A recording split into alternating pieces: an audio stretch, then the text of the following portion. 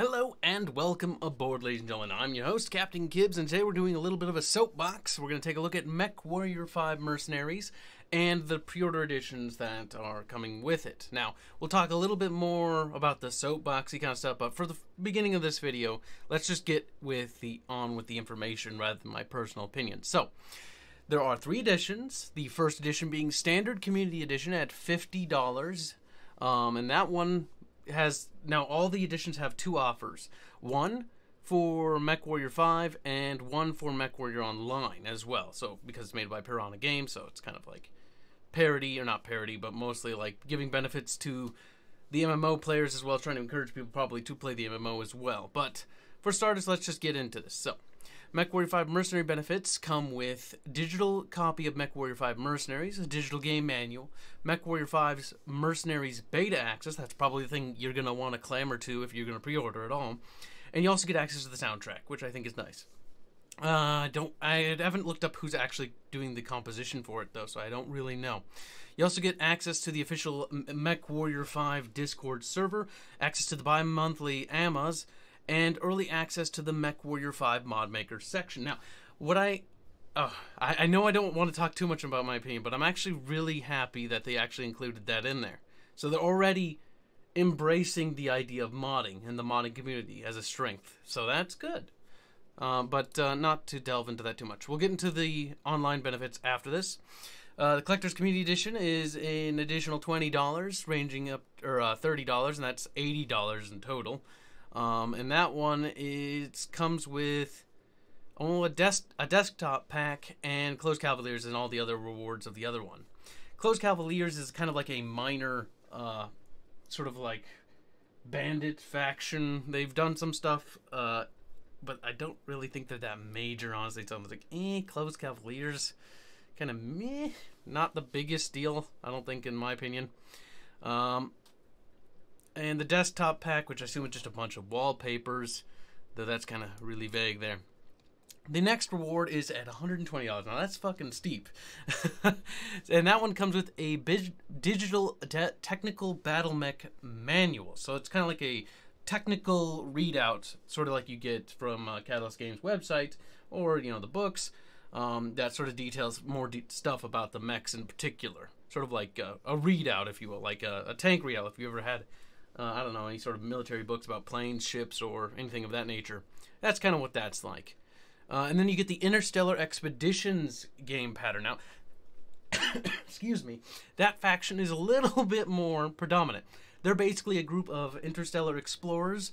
Now, during the Third Discussion War, they did hit some hard times, a little bit more lore. There's a lot more lore about them, in fact. And, in fact, they're actually, an RPG game mechanic is actually designed around them, too. An RP book around them, I guess. The Interstellar Expeditions sort of are like an explorer group, but they fall in some hard times economically, and they turn to mercenary work. So they actually go out and do mercenary work to make money for their expeditions sometimes. Now, they're not, in this period of time, they're not super big. Like, they'll be mercenary work, but they're not, in terms of like exploring or discovering or rediscovering Star League-based technology and things like that, or pushing the boundaries out of the periphery and exploring, they're not going to be doing too much of that in this period. They don't become really prevalent after the collapse of the Second Star League and after the end of the Blakish Jihad, once the Blakists are sort of like no longer a major threat, but they're still lurking about. So they're not super predominant. None of these camo packs or patterns, these are just patterns. So this is just, you can make your mech look like an Interstellar Expedition mech or a Closed Cavaliers. It's not really big. Now to get sort of more into the soapboxy bit, because that's what I'm known for. Like, in terms of, like, if you're just interested in MechWarrior 5, before we talk about the MMO benefits, these editions really don't carry a lot of weight. I'm going to be brutally honest here. Unless you really, really want, the wallpapers or the books, which I'm sure you could buy cheaper separately, I wouldn't recommend either of these 2 editions. If you're only interested in MechWarrior 5, you're probably going to be really satisfied with just the Standard Community Edition if you decide to pre-order. Now, again, you don't have to pre-order, but you do get access to the beta, and which I do want to say this, which I do intend to cover the game as early as possible. However, the game is going to be under NDA because it is a closed beta. But I am very passionate about the Battletech franchise, and I would like to see it succeed. So I'm hoping if I pop into the beta, I can give some feedback to the developers and perhaps, you know, push some things in the right way. Like, you know, maybe mechs taking damage when they crawl through buildings, because that'd be nice. That's just personal preference, but that's just me. Now, for the MechWarrior Online benefits, these benefits, they did state in a video on their YouTube channel that they wanted to give back to the MechWarrior Online community because that's what sort of helped fund Piranha Games. So I actually completely understand this line of reasoning. And basically, they're to the diehard loyal fans, or the fans who were super into the MMO, which I wasn't really a big fan of because the combat was just too fast-paced, but enough criticisms about that. They're giving you a huge boon, and there's no doubt about it. Already off the bat, you get the same price for the base game in premium currency. So if you're an avid MMO player, or if you play MMOs kind of like I do on occasion, that's actually a pretty good deal. And then you also get double MC, you get 30 days of active premium time, a month sub, basically. You get 72,000 GXP, and basically enough to convert 91 skill points. You get a free mech, the Marauder 2, which is actually a really good mech, but not in that game, not personal preference.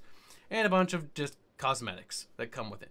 These are just sort of nice knickknacks. And it's also to, again, reward the players, I think, who like the MMO. For myself, like I see that, I'm like, I can see what they're trying to do as well. Like, I feel like they're trying to pull people in, like, hey, come back to the MMO, try it again. It's like, it's just, I don't know. 3-on-3 lances, which is a total of 12 battle mechs against 12 battle mechs, is cool and all, but, like, there's no support vehicles, there's no aircraft, no tanks, no anything. Like, I don't know. I always felt like, not to soapbox too much, but you know what I'm good for. But I always thought that would be cool if you had, like, I don't know, something like sort of like Titanfall, which is weird. That's a Twitch shooter, not the pacing, but in terms of, like, you have AI combatants, tanks, you know, turrets, bases to target and capture, and respawn or something like that. If we're gonna go down the MMO path, rather than trying to follow the World of Tanks route and make it very, your mech dies, you're screwed unless you do the factional war, and then you get the mech drops. Now, again, all of these rewards for the MMO, I'm going to just repeat, they give you right off the bat $79, or basically $80 in premium currency, which is pretty good. And then you get a bunch of other bonuses, you know, 2 months, and it just increases steadily. Again, Ultimate Community Edition, if you're into the MMO, it's a pretty good deal. Not only do you get access to the game, but a bunch of knickknacks, which, they're cosmetic. None of them are cut content, which is good. That's good. All the additions don't cut content from the game at all. None of this cuts content. Well, the only thing that is even in-game, really, is the in-game patterns, which is just purely cosmetic. I understand the thought process behind pre-orders, and I'm actually okay with them, as long as you don't cut content. The minute you cut content, if they did something like CA, I would be throwing an absolute fucking tissy right now. But they didn't, so I'm actually not even bothered by that. And I normally complain a lot. But yeah, no, I think this is actually nice of them. I think it's actually rather nice that they're showing support for the MMO players. I think they're also trying to pull people like... probably not myself, because I'm not a big fan of the MMO, but they're trying to pull other people back in. Like, oh, come on, try MechWarrior Online again. It's like, Like, I love MechWarrior games, but, like, MechWarrior 3 was, like, the pinnacle for me in terms of MechWarrior. At least I thought that was one of the best ones. Even though MechWarrior 4 I played more of, MechWarrior 3, after getting that to finally work, I remember watching my pops play it back when I was a little child, a little man boy child, and it was fucking cool. Like, I don't know, I just prefer the way that the combat works, and it feels so much more simmy, I guess, more epic, more like you're in a mech, versus as time went on, it sort of felt like it's more casualized. But I think that sort of concludes my little soapboxy rant on that spiel. Other than that, like, yeah. I mean, at least we got a confirmed date. September 10th is going to be the launch day for MechWarrior 5. We're probably going to see the beta access, if I had to guess, sometime this spring or summer. It really depends. Unless they're going to push it really late, so we'll get towards fall. But, I don't know. That kind of wraps up everything, though. So, yeah, I'm going to wrap it up here.